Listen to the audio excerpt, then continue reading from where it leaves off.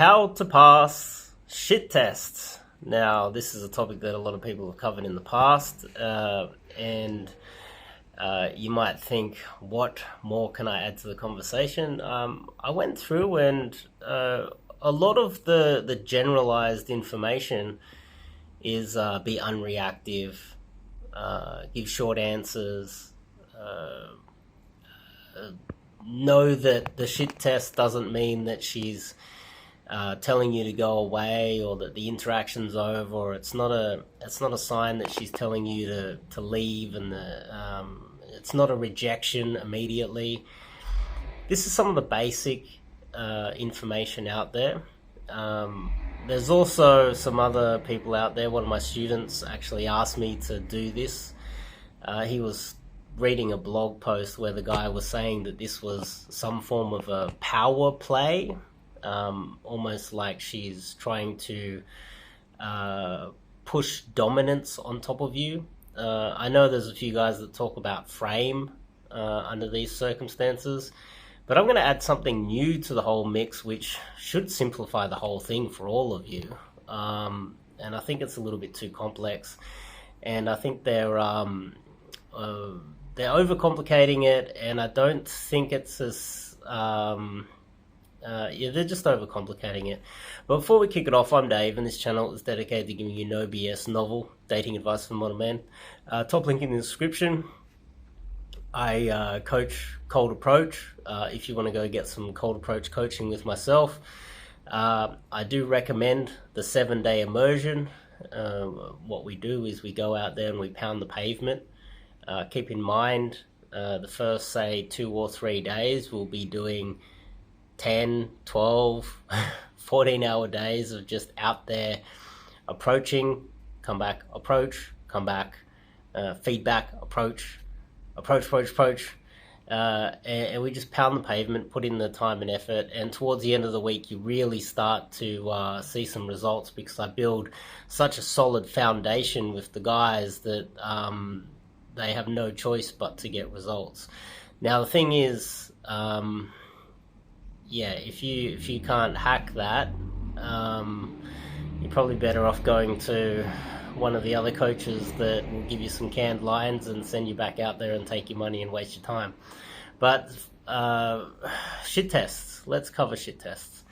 Now, the best way to really think about shit tests, as far as I'm concerned, is you got to understand it from the woman's point of view. Women don't understand violence, okay? Women don't understand real dominance either. Our version of battling in the hierarchy of men is not the same as women. Men battle for status and income, and we need to battle amongst each other for just through the hierarchy or the competence hierarchy of life. But women don't have to do that. So you got to understand that what a shit test that comes from a woman is very much different from her point of view. So when she's being super cheeky with you, if a guy's being cheeky with you like that, you see that as like almost like a challenge to your manhood, almost like a power play. But from her point of view, it's not necessarily that, because women don't actually live in that world. So a lot of the coaches out there, they're giving you this power play, this frame battle, this shit test, which is a dominance sort of a thing, but it's coming from the point of view of the man. But it's not taking into account that women don't even live in that world. They don't live in our world. And so from my point of view, so I'm in my early 40s. It was funny, I left a comment on one of these famous coaches out there. I doubt he's probably watching this video, but I left a comment. I was like, he made a video about older men, and I was like, hang on, young guy giving advice to older men. I'm in my 40s. I'm about to hit my mid 40s soon, and he goes, I'm 32, lol. Firstly, if you're going lol, you're still a child. But he's 32. Let's see how much game he has when he's 40. He'll probably quit when he gets to my age. But the thing here is that these shit tests, sure, being non-reactive is important, and short answers, sure, and yes, it is not a rejection. But the real saving grace here, I would say, for a lot of you guys out there would be to take it as her being playful and wanting to get to know you. Now, the reason why I brought up the age thing is that as I've got a little bit older, if you're 32 and you approach a 21-year-old girl, boom, you're within her age range. Now, if you feel like you're a little bit too old, that's more a limiting belief within yourself more than anything. But if I approach a 21-year-old girl, she's less likely to give me a shit test. She's less likely to want to be playful with me. It makes game a little bit more difficult. Those maybe girls slowly start to disappear when you hit your early 40s. That's why I decided to coach, because I've got the knowledge base now of being a younger guy and an older guy, and I can impart that on a lot of my students. So what happens is, this is the lesson for you guys, I'm not getting as many shit tests from cute girls in their early 20s anymore. So if you are getting shit tests, this is kind of evidence that she's interested in you. She's challenging you. She wants to be playful with you. And it's not really a dominance thing. It's not really a power play either. It's more that she wants to get to know you through playful banter. And women live in this kind of world.